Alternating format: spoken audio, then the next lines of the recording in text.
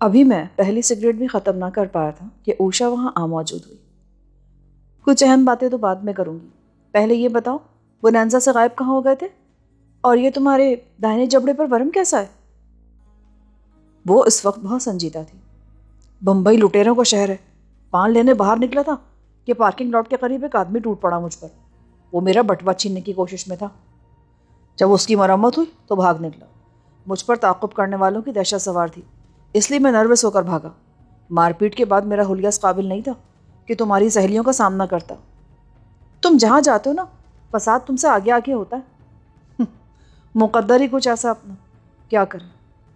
اچھا، اب میں جو کچھ پوچھوں گی اس کا جواب سوچ سمجھ کر دینا۔ وہ سنجیدہ ہو گئی۔ میں بغیر سوچے سمجھے بولنے کا عادی نہیں ہوں مس اوشا۔ کھانے کی میز پر تم کیا کر رہے تھے؟ کھانا کھا رہا تھا، اس کے علاوہ باتیں کر رہا تھا۔ کہنے کی حد تک تو میں نے شیر بن کر کہہ دیا تھا، مگر اس کی باتوں سے مجھے وحشت ہونے لگی تھی۔ دل میں پہلا خیال یہی آیا کہ شاید اس نے مجھے نینی سے ٹانگیں لڑاتے دیکھ لیے۔ جھوٹ مت بولو۔ مجھے جھوٹ بولنے کی بھلا کیا ضرورت ہے؟ شاید تمہیں میرا نینی سے ہنسنا بولنا پسند نہیں آیا۔ میں نے اسے دبانے کی کوشش کی۔ تم پنڈلی کس کی سلا رہے تھے؟ پنڈلی؟ کیسی پنڈلی؟ دماغ خراب ہوا ہے تمہارا؟ میں بوکھلا کر بستر سے اٹھ گیا۔ ہاں بتاؤ مجھے، تم اپنے پیر سے پنڈلی کس کی سلا رہے تھے؟ وہ فضا میں مکہ لہرا کر بولی، تم مجھ سے جو چاہے قسم لے لو، میں نے جو کسی کی پنڈلی کو چھوا بھی ہو تو۔ میرا لہجہ مدافعانہ تھا۔ میں نے زندگی میں بے شمار جھوٹ بولے اور ڈنکے کی چوٹ پر ان پر اڑا رہا، مگر اس بری طرح میں کبھی شکنجے میں نہیں پھنسا تھا جیسے مجھے اوشا نے گھیر رکھا تھا۔ کھاؤ قسم۔ خدا کی قسم میں نے کسی کی پنڈلی کو دیکھا تک نہیں ہے۔ میں نے پورے خلوص اور سنجیدگی سے اسے اپنی بے گناہی کا یقین دلایا۔ قسم کھاتے ہوئے میں نے بچاؤ کا فنی پہلو فراموش نہیں کیا تھا۔ قسم دیکھنے کی حد تک کھائی جو سچی تھی، چھونے کا حال تو میرا دل ہی جانتا تھا۔ اوشا غصے میں بفری ہوئی چند لمحوں تک مجھے گھورتی رہی، پھر مسہری پر بیٹھ کر اچانک رونے لگی۔ ارے ہوا کیا؟ کچھ بتاؤ تو صحیح۔ مجھے اب پتا چلا تم نینی کے دھوکے میں میری پنڈلی سے کھیل رہے تھے۔ تم جھوٹے ہو، اور وہ حرامزادی، وہ تو تمہیں ایسے دیکھ رہی تھی جیسے بس چلے تو تم پر قربان ہو جائے۔ وہ روتے ہوئے بولی، اور میں نے دونوں ہاتھوں سے اپنا سر تھام کر فرش پر اکڑو بیٹھ گیا۔ میں چوری کرتے ہوئے رنگے ہاتھوں پکڑا گیا تھا۔ میں نے اسی وقت فیصلہ کیا کہ اب کہیں بھی میز کے نیچے کسی سے پیر ٹکرائے تو باواز بلند معذرت ضرور کروں گا، تاکہ کسی ایسی سنگین غلطی کا امکان نہ رہے۔ کھانے کی میز پر میں نے جتنا لطف اٹھایا تھا، اوشا کے انکشاف سے وہ کرارا ہو چکا تھا۔ مجھے حیرت تو اس بات کی تھی کہ میرے اعصاب اوشا اور نینی کے لمس کا فرق محسوس نہ کر سکے۔ کسی نے سچ ہی کہا، جب ذہن پر عورت سوار ہو تو سارے حواس مفلوج ہو جاتے ہیں۔ میں اوشا کو بڑی مشکل سے منا سکا، وہ تو نینی پر بھی برسنے کو تلی تھی۔ میں نے اسے احساس دلایا کہ یہ سارا مسئلہ غلط فہمی کی وجہ سے پیدا ہوا۔ نینی اس قصے سے لا علم ہے۔ اگر گھر بلانے کے بعد اس کی ذات پر کیچڑ اچھالی گئی تو اوشا سہیلیوں میں بدنام ہو جائے گی۔ یہ نکتہ خاصا کارگر رہا، اور اوشا کافی دیر بعد میری باہوں سے الگ ہوئی تو اس کا غصہ رفع ہو چکا تھا۔ ناشتے کے وقت تک ڈاکٹر رامانند تجربے گاہ سے واپس نہیں آیا تھا۔ میز پر ہم تینوں ہی تھے اور ترتیب وہی رات والی تھی۔ میں تو اوشا کی وجہ سے تقریباً خاموش بیٹھا ہوا تھا، حتی الامکان نینی کی طرف دیکھنے سے بھی گریز کر رہا تھا کہ کہیں بات کا بتنگڑ نہ بن جائے۔ آج آپ بڑے چپ چپ ہیں۔ چائے پیتے ہوئے نینی نے ہی مجھے ٹوک دیا۔ یہ سورج ڈوبنے کے بعد بولنا شروع کرتے ہیں۔ اوشا بول پڑی۔ نینی کھلکھلا کر ہنس دی۔ میں نے غصے اور بے بسی کے ساتھ اوشا کو گھورا اور اس نے مجھے زبان دکھا دی۔ اس سمے وہ کسی بیوی کی طرح پیش آ رہی تھی۔ ہنسی سے نینی کے آنسو نکل آئے۔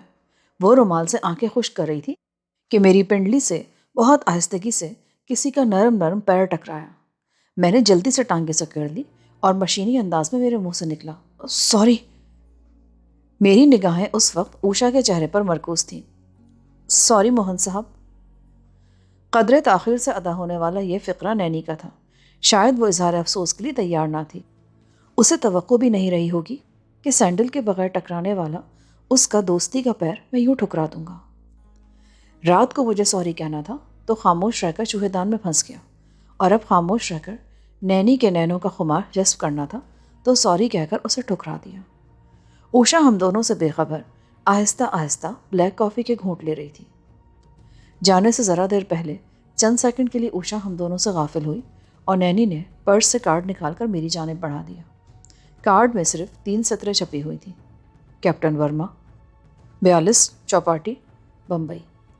میں نے وہ کارڈ جلدی سے جیب میں اڑس لیا اور اوشا ہوبرٹ کے ہمراہ نینی کو چھوڑنے چلی گئی۔ تجربہ گاہ سے رامانند کی واپسی دوپہر کے قریب ہوئی۔ مسلسل کام اور بے خوابی کے باعث اس کے بوڑھے چہرے پر بے شمار رگیں ابھر آئی تھیں اور آنکھوں سے مایوسی کا اظہار ہو رہا تھا۔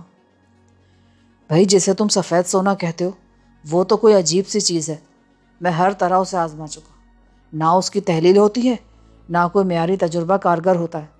البتہ زرد سونے کے کیمیائی خواص اصل کے مطابق ہیں، طبعی خواص بہت مختلف ہیں۔ البتہ ڈاکٹر صاحب، اس عمر میں اتنی محنت اچھی نہیں ہوتی، اپنے آرام کا بھی خیال رکھا کریں آپ۔ میں نے اسے سہارا دیا اور بٹھاتے ہوئے بولا، ہاں، رات تمہارے ساتھ کیا ہوا تھا بھلا؟ رامانند نے اچانک سوال کیا۔ جگدیش نے فون کر کے مجھے تجربہ گاہ میں سب کچھ بتا دیا تھا۔ اوہو، میں نے اسے منع بھی کیا تھا۔ میرے ملازم مجھے ہر بات بتاتے ہیں، اگر ان پر اعتماد نہ ہو تو میں اتنے بڑے گھر میں 1 منٹ بھی بے فکری سے نہ رہ سکوں۔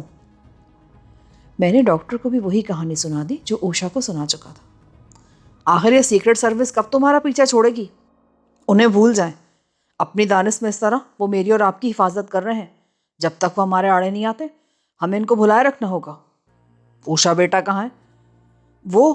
وہ نینی کو چھوڑنے گئی ہے، آتی ہوگی۔ میں سونے کے لیے جا رہا ہوں، کوئی اہم کال آئے تو جگا دینا مجھے۔ اس شام اوشا کے روکنے کے باوجود میں گھر سے نکل پڑا۔ میں جلد از جلد اس روسی تک پہنچنا چاہتا تھا جس نے اچھن کو میرے پیچھے لگایا تھا۔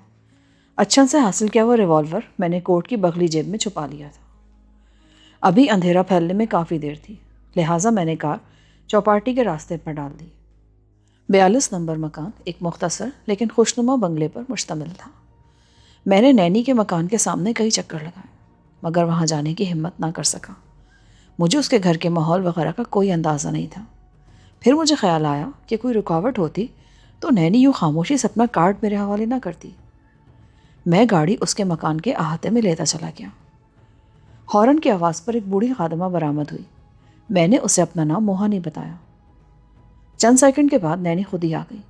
شاید اسے یقین نہیں تھا کہ میں اتنی جلدی اس تک پہنچنے کی کوشش کروں گا۔ اس نے حیرت اور خوشی کے ساتھ میرا استقبال کیا۔ پچھلی ملاقات میں ہم دونوں میں کچھ زیادہ باتیں تو نہیں ہوئی تھی۔ ہاں، اشاروں کے نائے میں ہم نے ایک دوسرے پر اپنا مدعا واضح کر دیا تھا۔ ایسی حالت میں وہ ملاقات بڑی بے تکی ثابت ہو چکی تھی۔ نہ نینی کے پاس الفاظ تھے نہ میرے پاس کوئی موضوع تھا۔ آپ کے پتی نہیں ہیں؟ سب سے پہلے میں نے اہم ترین سوال ہی پوچھ ڈالا۔ وہ ایئر انڈیا میں ہیں، پائلٹ ہیں، ان کا بیشتر وقت باہر ہی گزرتا ہے۔ اس کے لہجے میں دکھ چھپا ہوا تھا، شاید اس کا شوہر اسے مسلسل نظر انداز کرتا رہا تھا۔ آپ تنہا رہتی ہیں یہاں؟ میری اندھی ماتا اور ایک بوڑھی ماما ساتھ رہتی ہیں۔ اس کا ڈرائنگ روم دیکھ کر میری آنکھیں کھلی کی کھلی رہ گئیں۔ آرائش میں حسن و نزاکت کا ایک ایسا بیش قیمت اظہار کمی نظر آتا ہے۔ کمرے کے گوشے میں ایک چھوٹا سا بار بنا ہوا تھا جس میں کئی الماریاں شراب کی بوتلوں سے سجی ہوئی تھیں۔ یہ شوق شاید کیپٹن صاحب کا ہے۔ وہ یہاں رہتے ہی کب ہیں جو ان کے لیے شوق رکھے جائیں؟ آپ کچھ پسند کریں گے؟ شیمپین، میں نے مسکرا کر کہا۔ اس نے اپنے لیے پورٹ کا گلاس تیار کیا، شیمپین میری طرف بڑھا دی۔ پچھلی رات آپ کو اوشا سے جھگڑا تو نہیں ہوا تھا؟ نہیں تو؟ میں نے سفید جھوٹ بولا۔ وہ کافی دیر آپ کے کمرے میں گھسی رہی تھی؟ شروع سے خود سا لڑکی ہے، بات بات پر رقابت کا مسئلہ کھڑا کر دیتی ہے۔ کیا پہلے کوئی عشق کر چکی ہے؟ عشق؟ وہ تو میں نے کیا تھا۔ ورما شادی سے پہلے میرے پجاری تھے اور اب میں ان کے دیدار کو ترستی ہوں۔ اوشا میری بہت پکی سہیلی تھی، اسے یہ بھی گوارا نہیں تھا کہ میں اپنا زیادہ وقت اس کے بجائے ورما کے ساتھ گزاروں۔ آپ حسین ہیں، جوان ہیں، آپ میں کس چیز کی کمی ہے جو ورما صاحب آپ سے دور رہتے ہیں؟ ان کے پاس ڈیوٹی کا بہانہ ہے، مگر مجھے معلوم ہے وہ کوششیں کر کے اپنی ڈیوٹی یورپ وغیرہ کے روٹ پر لگواتے ہیں۔ دراصل شادی عشق کا حسرتناک انجام ہوتی ہے موہن صاحب۔ مسئلہ انتخاب کا ہوتا ہے. اگر ورما کی جگہ کو معقول آدمی ہوتا تو ساری عمر آپ کے چرنوں میں پڑے رہنے کی آرزو کرتا.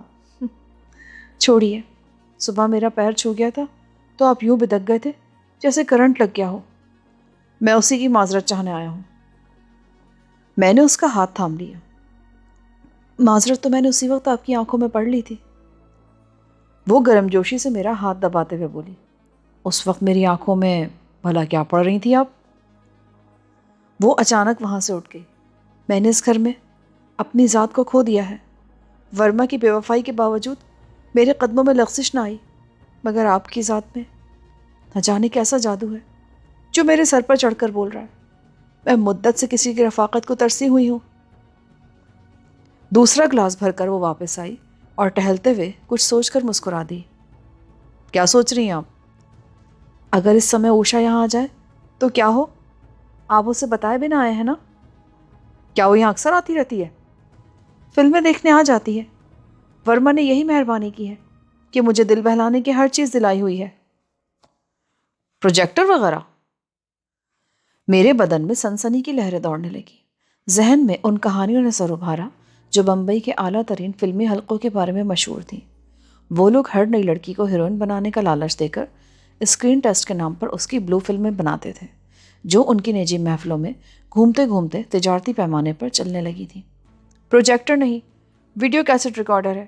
میری خوابگاہ میں رنگین ٹیلی ویژن پر فلمیں دیکھ کر اوشا بہت خوش ہوتی ہے. سنسنی کی لہر جس تیزی سے ابری تھی اسی تیزی سے معدوم ہو گئی. ان دنوں ویڈیو کیسٹ ریکارڈر غیر معمولی چیز ہوا کرتی تھی. مجھے یہ اندازہ بھی نہیں تھا کہ وی سی آر کے فیتے پر جیتی جاگتی زندگی کیسے منتقل کی جاتی ہے. پھر نینی کے معصوم اور حسین چہرے سے ایسے اندیشوں کی نفی جھلکتی تھی. یہ میری خوش نصیبی ہوگی اگر اسی بہانے آپ کی خوابگاہ میں قدم رکھ سکوں. وہ دیواریں 1.5 سال سے کسی مرد کی آواز کو ترسی ہوئی ہیں. ورما بمبئی آتے بھی ہیں تو ہوٹلوں میں ہوسٹسوں کے ساتھ ٹھہرتے ہیں. آپ ورما سے طلاق کیوں نہیں لے لیتی؟ طلاق؟ وہ میری جانب یوں گھومی جیسے میں نے اسے گالی دے دی ہو. آپ ہندو ہو کر ایسا مشورہ دے رہے ہیں؟ موہن صاحب، ہمارا وحشیانہ معاشرہ عورت کی بیوگی تک کو اسی کا جرم گردانتا ہے جس کی تلافی وہ ستی ہو کر ہی کر سکتی ہے، ورنہ منحوس بن کر ذلت کی زندگی گزارتی ہے. بھلا طلاق لینے والے ایسے لوگوں میں کہاں زندہ رہ سکے گی؟ آخری الفاظ پر اس کی آنکھیں نم ہو گئیں. آئی ایم سوری نینی، میرے الفاظ سے آپ کو صدمہ ہوا. چھوڑے موہن جی ان باتوں کو. آپ چند لمحوں کی آسودگی کی تلاش میں یہاں آئے ہوں گے اور میں نے اپنے ہی دکھ چھیڑ دیے. اوشا یہ سب جانتی ہے؟ اوشا؟ آپ کو حیرت ہوگی موہن جی کہ میری اندھی ماں بھی میری زندگی سے بے خبر ہے. میں اسے ہر روز ورما کے محبت بھرے فرضی خطوط سناتی ہوں. میری ماں یہ سمجھتی ہے کہ ایئر انڈیا ورما کے دم سے چل رہی ہے. جس روز وہ چھٹی لے کر گھر آ گیا ہند کی فضاؤں میں کوئی جہاز نہیں اڑ سکے گا. اس نے میرا ہاتھ پکڑ لیا اور صوفے سے اٹھا کر بولی. تم نے پھر وہی باتیں چھیڑ دی. میں کہتی ہوں بھول جاؤ میرے دکھ کو اور مجھے اپنی خوشیوں میں شریک کر لو. نینی کی خوابگاہ شاہانہ طور پر آراستہ تھی. فرش پر ہاتھ کا بنا ہوا دبیز اونی قالین بچھا ہوا تھا. کھڑکیوں پر گہرے نیلے پردے پڑے ہوئے تھے. سنگھار میز بیش قیمت اشیاء سے لدی ہوئی تھی. بستر کے عین مقابل اونچی تپائی پر پورٹیبل ٹیلی ویژن رکھا ہوا تھا. وی سی آر مسحری کے ساتھ سائڈ ٹیبل پر سجا ہوا تھا. دوسری سائڈ ٹیبل پر وائٹ ہارس کی 2 بوتلیں اور ایک گلاس رکھا تھا. نینی مجھے کسی بچے کی طرح اپنی سنگھار میز کے سامنے لے گئی. میری گردن پر وینشنگ کریم کا مساج کیا، پھر چلو بھر یوڈی کلون گریبان سے ہاتھ ڈال کر میرے سینے پر لگا دیا. اوہ تھینک یو ہنی. میں اس کی اداؤں پر پاگل ہوا جا رہا تھا، مگر میں نے خود پر ضبط کرتے ہوئے صرف اس کی پیشانی چومنے پر اکتفا کیا اور کوٹ اتار کر ہینگر پر ٹانگ دیا. ٹائی کرسی پر ڈال دی. باہر سے ایک اور گلاس لانے کے بعد وہ مسحری پر دراز ہو گئی. وہ اپنے پہلو پر وی سی آر میں الجھنے لگی اور میں گلاسوں میں وائٹ ہارس انڈیلنے لگا. ٹی وی سیٹ شاید ہر وقت تیار رہتا تھا. نینی نے سرہانے لگا ہوا سوئچ دبایا اور ٹی وی اسکرین پر رنگین لہریے ناچنے لگے. ٹی وی اسکرین سے منعکس ہونے والی روشنی میں نے اسے دیکھا اور آنکھیں بھینچ لی. اسکرین پر ایک رنگین تاریخی فلم شروع ہو گئی تھی وہ تاریخی ہی تھی، کیونکہ اس کا تعلق اس دور سے تھا جب انسان لباس کی قیود سے بیگانہ تھا۔ دھیمی آواز میں وہ فلم چلتی رہی۔ نینی کی خوابگاہ کی ترسی ہوئی دیواریں ایک جیتے جاگتے مرد کی آوازیں سنتی رہیں۔ جب میں وہاں سے نکلا تو رات کے 10 بج چکے تھے۔ بونانزا رہائشی ہوٹل تھا۔ مجھے موہوم سے امید تھی کہ شاید اچھن کا روسی آقا اسی ہوٹل میں مقیم ہو۔ اس خیال کے پیش نظر میں نے اپنی مہم کی ابتدا لفٹ بوائے سے کی۔ لفٹ کے سامنے پہنچ کر میں نے چند سیکنڈ کوئی بھولی ہوئی بات یاد کرنے کی اداکاری کی، پھر بے ساختہ انداز میں اس کی طرف متوجہ ہوا۔ گسٹاف صاحب کس کمرے میں ٹھہرے ہوئے ہیں؟ گسٹاف؟ کوئی غیر ملکی ہیں کیا؟ ہاں روسی ہیں، پیشانی پر زخم کا بڑا سا نشان ہے۔ کمرہ نمبر 304 میں سر، مگر وہ شام سے کہیں گئے ہوئے ہیں، لفٹ بوائے نے بتایا۔ میں نے جیب سے 5 کا نوٹ نکال کر اس کی ہتھیلی پر رکھ دیا اور وہاں سے کھسک گیا۔ کاؤنٹر پر اس روسی کا صحیح نام بتائے بغیر کچھ معلوم کرنا محال تھا۔ وہاں بیٹھی ہوئی تیز ترار لڑکی حلیے اور قد و قامت کا حوالہ سنتے ہی مجھے مشکوک سمجھتی، جبکہ لفٹ مین کو 5 روپے دے کر میں نے بہترین معلومات حاصل کر لی تھی۔ میں لفٹ بوائے کی نظروں سے دور آس پاس ہی منڈلاتا رہا۔ ایک بار جو ہی چند مسافروں کو لے کر لفٹ اوپر روانہ ہوئی، میں تیزی سے سیڑھیاں طے کرنے لگا۔ تیسری منزل کی راہداری ویران پڑی ہوئی تھی۔ ترتیب کے اعتبار سے وہ اس منزل کے چوتھے کمرے میں مقیم تھا اور وہ کمرہ راہداری کے آخری سرے پر تھا۔ میں تالوں کا جائزہ لیتا ہوا چند ہی سیکنڈ میں چوتھے کمرے کے دروازے پر پہنچ گیا۔ اس کی غیر موجودگی سے فائدہ اٹھا کر میں اس کے بارے میں بہت کچھ جان سکتا تھا۔ میری جیب میں بھرا ہوا ریوالور بھی تھا اور چند مڑے توڑے تار بھی۔ میں نے جیل کی 4 دیواری میں سیکھا ہوا فن پہلی بار اس تالے پر آزمایا۔ دروازہ ہلکے سے دباؤ سے کھل گیا۔ میں نے اندر داخل ہو کر دوبارہ دروازہ مقفل کر دیا۔ ان دروازوں میں 2 بڑی خوبیاں تھیں۔ ان کے قبضے بے آواز تھے اور قفل ایسی ساخت کے کہ اندر سے لٹو گھماتے ہی کھل جائیں، مگر باہر سے چابی کے بغیر نہ کھلیں۔ اندر گھستے ہی میں نے ریوالور ہاتھ میں لے لیا۔ سب سے پہلے میں نے باتھ روم کا جائزہ لیا، کپڑوں کی الماری دیکھی اور آخر میں مسہری کے نیچے جھانکا، مگر وہاں کوئی نہیں تھا۔ کمرے میں تقریباً ہر چیز ہی ہوٹل کی ملکیت نظر آ رہی تھی۔ میں نے رائٹنگ ٹیبل کی درازیں چھان ماری، بستر الٹ پلٹ کر دیا، مگر وہاں کاغذ کا ایک پرزہ تک نہ مل سکا۔ آخر میری توجہ الماری میں لٹکے ہوئے ملبوسات پر گئی۔ میں نے باری باری ساری جیبیں دیکھ ڈالی، لیکن چند سکوں اور سگریٹ کے پیکٹوں کے سوا کچھ نہ ملا۔ اس کمرے میں گھسنے کا فیصلہ کرتے ہوئے میرا خیال تھا کہ اس طرح میں اس کی شخصیت اور مقاصد کے بارے میں خاصی معلومات حاصل کر سکوں گا، مگر وہاں تو میدان ہی صاف پڑا تھا۔ چند ملبوسات کے علاوہ وہاں ایسی کوئی چیز نہیں تھی جس سے پتہ چل سکے کہ وہاں کوئی مقیم ہے۔ مجھے شبہ ہوا کہ یا تو لفٹ مین نے مجھے کمرے کا نمبر غلط بتا دیا ہے یا میں غلطی سے 304 کی بجائے کسی اور کمرے میں گھس آیا ہوں۔ یہ بات کسی طرح سمجھ میں نہیں آتی تھی کہ ہوٹل میں قیام کرنے والا کوئی غیر ملکی اتنا مختصر سامان رکھتا ہو۔ حد تو یہ تھی کہ وہاں پاسپورٹ اور سفری کاغذات کا بھی پتہ نہیں تھا۔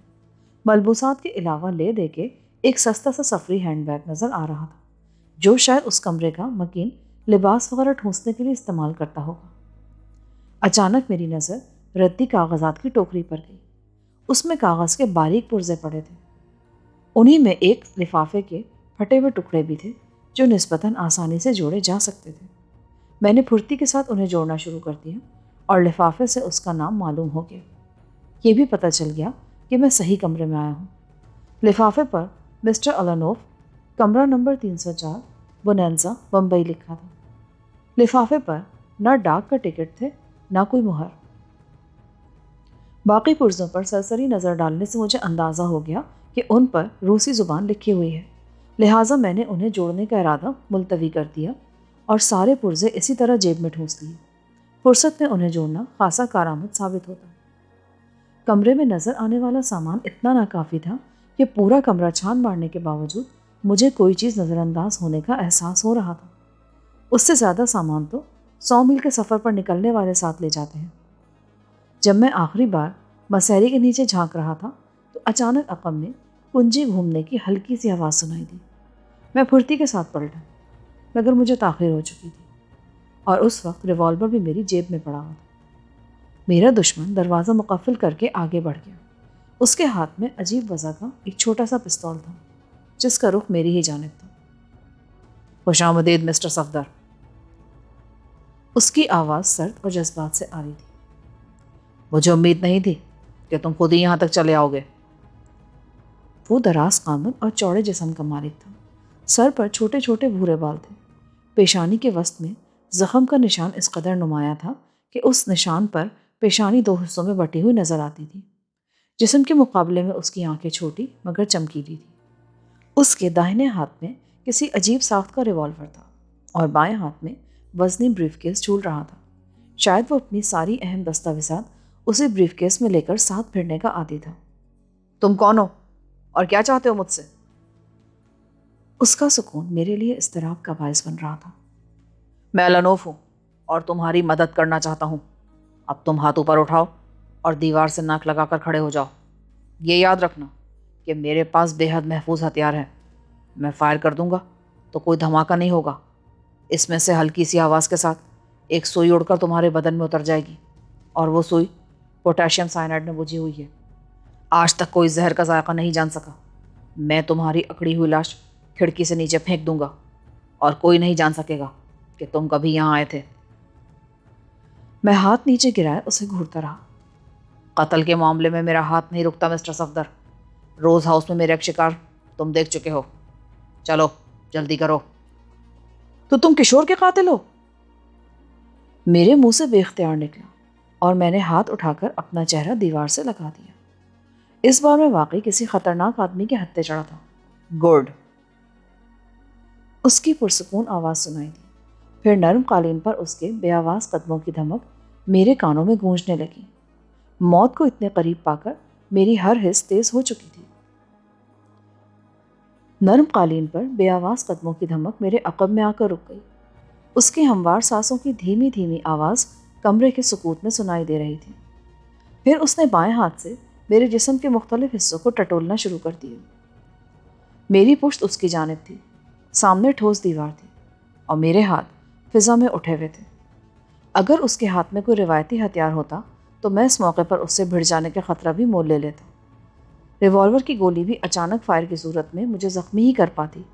اس سے ہلاک ہونے کا امکان نہ ہونے کے برابر تھا، مگر دنیا کے خطرناک زہر میں بجھی ہوئی سوئی کی نوک میرے جسم کے کسی بھی حصے میں پیوست ہوتی تو موت یقینی تھی۔ آخر کار اسے میری جیب سے ریوالور مل گیا۔ اوہ نو! یہ تم نے اچھن سے حاصل کیا ہے؟ شاید وہ ریوالور الانوف نے ہی اچھن کو دیا تھا، جو پہلی ہی نظر میں اسے پہچان گیا تھا۔ اس کا مطلب یہ تھا کہ اس بدبخت روسی نے مجھے پھانسنے کے لیے بہت مضبوط جال بنا تھا۔ مجھے غیر مسلح کر دینے کے بعد اس نے مجھے ہاتھ گرا کر بیٹھنے کی اجازت دے دی اور خود مجھ سے محفوظ فاصلے پر صوفے پر دراز ہو گیا۔ زہریلی سوئی پھینکنے والا عجیب ساخت کا ریوالور اس کے ہاتھ میں تھا اور اس خبیث کے تیور بتا رہے تھے کہ ضرورت پڑنے پر وہ اس کے استعمال میں ذرا بھی نہیں جھجکے گا۔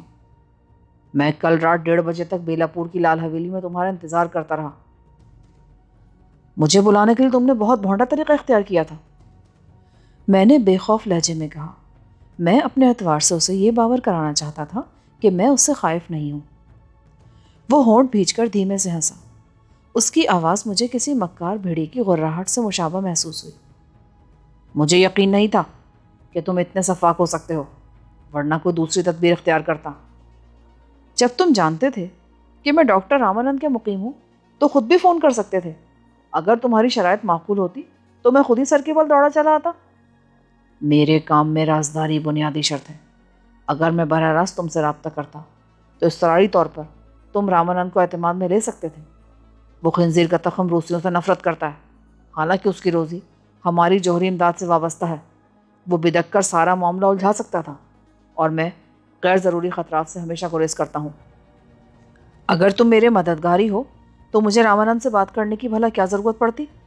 اعتماد میں لینے کا مسئلہ تو خطرے کی صورت میں پیدا ہوتا ہے مسٹر، میں نے طنزیہ لہجے میں کہا۔ اس کے ہونٹوں پر شفقانہ مگر معنی خیز مسکراہٹ ابھر آئی۔ یہاں آنے سے پہلے تمہارے بارے میں مجھے افسانوی قصے سنائے گئے تھے، مگر مجھے یقین نہیں تھا کہ تم اس قدر بے خوف ہو سکتے ہو۔ کس قدر؟ مجھے ذرا بھی امید نہیں تھی کہ تم اچھے خان سے الجھ پڑو گے، اور تم نے تو اسے مار ہی ڈالا۔ سنو مسٹر، میں ہند میں بدترین حالات کا شکار بنا ہوا ہوں. یہاں سے فرار میری سب سے بڑی آرزو ہے، مگر میں کنویں سے نکل کر کسی کھائی میں گرنا پسند نہیں کروں گا. تمہاری باتوں سے پتہ چلتا ہے کہ تم صرف میری مدد کرنے کے لیے باہر سے یہاں بھیجے گئے ہو. تم ہو کون اور میری ذات میں اس قدر دلچسپی کیوں لے رہے ہو؟ KGB میرے ذریعے تمہیں یہاں سے نکالنا چاہتی ہے. KGB؟ میرے منہ سے بے اختیار نکل گیا اور میرا دل اچھل کر حلق میں آ گیا. روسی سیکرٹ سروس کی یہ ہمدردی بلا مقصد نہیں ہو سکتی. مقصد ضرور ہوگا، مگر میں اس سے لا علم ہوں. اس کے عجیب وضع کے پستول کی نال اس دوران میں ایک لمحے کے لیے بھی نیچے نہیں جھکی. نہ شہادت کی انگلی ٹریگر سے ہٹی تھی. مقصد کے بارے میں میرے اوپر والے تم سے اسی وقت بات کریں گے جب تم اس قید سے رہائی پالو گے. ہند کے بجائے روس کی قید؟ اچانک میرا دل ڈوبنے لگا. مجھے محسوس ہو رہا تھا کہ میں اپنی خواہشات کے برعکس زیر زمین تنظیموں میں خطرناک شہرت حاصل کرتا جا رہا تھا. نہیں مسٹر الانوف، یہ سودا تو بہت مہنگا ہے. اب تم زندہ رہو گے تو کریمکن میں، ورنہ موت تم پر سایہ فگن ہے. KGB کے ہر کارے صرف احکام کی تعمیل جانتے ہیں. میں وہاں سے روانہ ہوا تو تم اگاٹی پر انڈین سیکرٹ سروس کے قیدی تھے، اور میں تمہیں وہاں سے نکال لے جانے کا منصوبہ ساتھ لے کر آیا تھا. یہ اتفاق ہے کہ اب تم اگاٹی کے بجائے بمبئی میں ہو. تمہارے سامنے انتخاب کا مسئلہ نہیں ہے. میری بات مانو یا مرنے کے لیے تیار ہو جاؤ. مجھے فیصلے کے لیے کچھ مہلت درکار ہے. اس وقت رات کے 11 بجے ہیں. میں آدھے گھنٹے کی مہلت دیتا ہوں تم کو. میں تو دنوں کی بات کر رہا ہوں. مجھے سکون اور تنہائی چاہیے تاکہ میں آزادانہ فیصلہ کر سکوں. وہ ایک جھٹکے سے اپنی جگہ سے اٹھا اور سرد لہجے میں بولا، تم کسی تیسرے درجے کے اٹھائی گیرے کے سامنے نہیں ہو مسٹر صفدر. اب تم واپس روز ہاؤس نہیں جا سکو گے، اور نہ میں طویل انتظار کا قائل ہوں. مجھے جلد از جلد واپس رپورٹ کرنا ہے. میں نے بے چارگی سے سر جھکا دیا. میری نکاسی کی کیا صورت ہوگی؟ وہ میرا کام ہے. اور ہاں، تمہیں وہ جادوئی پتھر بھی اپنے ساتھ لینا ہوگا جو لوہے کو سونے میں بدل سکتا ہے. پارس؟ مگر وہ میرے پاس نہیں ہے. بکواس مت کرو. وہ تمہارا ہے اور تمہارے ہی پاس رہے گا، مگر اسے تمہارے ساتھ ہونا چاہیے. یہ جال بہت خوفناک تھا. الانوف کی اصل دلچسپی پارس سے ہی تھی. مجھے پارس سمیت ہند سے باہر لے جانے کی کوئی بھی کوشش خطرناک ہو سکتی تھی، کیونکہ انڈین سیکرٹ سروس بھاری جانی نقصان اٹھانے کے بعد میری طرف سے بہت زیادہ محتاط ہو چکی تھی. الانوف مجھے رہائی کا لالچ دے کر پارس کی نمائش پر اکسا رہا تھا. مجھے یقین تھا کہ جس لمحے اس نے پارس کو آزمایا وہ میری زندگی کا آخری لمحہ ہوگا، اور الانوف وہ نایاب پتھر لے کر خاموشی کے ساتھ ہند سے نکل جائے گا. مگر وہ میرے پاس نہیں ہے. اس کا مقصد واضح ہو جانے سے میری خود اعتمادی بحال ہو گئی. جب تک مجھے یہ علم نہ تھا کہ وہ مجھ سے کیا چاہتا ہے، میں اس سے ہر لمحے اپنی جان کو خطرے میں محسوس کر رہا تھا. مگر اب صورتحال مختلف تھی. وہ پارس کے کھوج میں تھا، اور محض اسی مشن پر اسے روس سے بھارت بھیجا گیا تھا. اسے ہر قیمت پر پارس درکار تھا. پارس ملے بغیر وہ میری جان خطرے میں نہیں ڈال سکتا تھا. یہ بڑی احمقانہ سی حرکت ہوتی کہ سینکڑوں میل کا فاصلہ طے کرنے کے بعد وہ محض ایک آدمی کو ہلاک کر کے بے نیل و مرام واپس لوٹ جاتا. اگر تمہارے پاس ہوتا تو اب تک انڈین سیکرٹ سروس اسے حاصل کر چکی ہوتی. وہ تم نے جہاں کہیں بھی چھپایا ہوا ہے وہاں سے اسے نکالو، ورنہ پارس کا نام تمہارے ساتھ ہی دفن ہو جائے گا. سیتا کا سراغ لگانا میرے لیے بہت دشوار ہو چکا ہے. پارس اسی کے پاس ہے. وہ، میں نے مایوسانہ لہجے میں کہنا شروع کیا، لیکن اس نے روکھے لہجے میں میری بات کاٹ دی. تمہاری اب تک کی ساری مکاریاں میرے علم میں ہیں. تمہاری داشتہ یقینی طور پر سرحد عبور کر چکی ہوگی، اور بہت جلد وہ بھی پکڑ لی جائے گی. الانوف، ہوش میں رہ کر بات کرو. سیتا میری بیوی ہے، داشتہ نہیں. Shut up. ہر جائی مرد کے لیے ہر عورت داشتہ ہوتی ہے. تم رامانند کی لڑکی کے ساتھ عیاشی کر رہے ہو. تمہیں اپنی کسی بیوی کا تذکرہ زیب نہیں دیتا. شاید اس نے اوشا کا حوالہ سرسری طور پر دیا تھا، مگر یہ میری دکھتی رگ تھی. میں ایک دم بھڑک گیا. تمہیں شرم آنی چاہیے. اوشا میرے محسن کی بیٹی ہے. قریب رہتے تو شاید وہ پکے ہوئے پھل کی طرح تمہاری گود میں آ گری ہوتی. مردوں کے قرب کے سوا آوارگی کا ہر انداز اس کا مزاج ہے. یہ سن کر میں کانپ اٹھا. اوشا پہلی نظر میں کس قدر معصوم اور حسین نظر آئی تھی، اور رامانند کس طرح والہانہ انداز میں اسے چاہتا تھا۔ بیٹی پر کیسا فخر کرتا تھا بوڑھا۔ مگر چند ہی گھنٹوں میں میری نظروں میں اوشا کی پاک باز تصویر چکنا چور ہو گئی۔ اس کے بارے میں انکشافات ہونے سے قبل میں یہی سمجھتا رہا تھا کہ وہ میری ذات اور ماحول سے متاثر ہو کر میری خوابگاہ میں چلی آئی تھی، مگر نینی نے بتایا کہ اوشا اس کے گھر شرمناک فلموں کا شوق پورا کرنے آتی رہتی تھی، اور اب الانوف پورے اعتماد سے اس کی ذات کے روپوش چہرے دکھا رہا تھا۔ اگر رامانند کو ان افسانوں کی بھنک بھی مل جاتی تو وہ ملک و قوم کی خدمت کے جذبوں کو کہیں دفن کر کے اپنی کنپٹی میں گولی ہی مار لیتا۔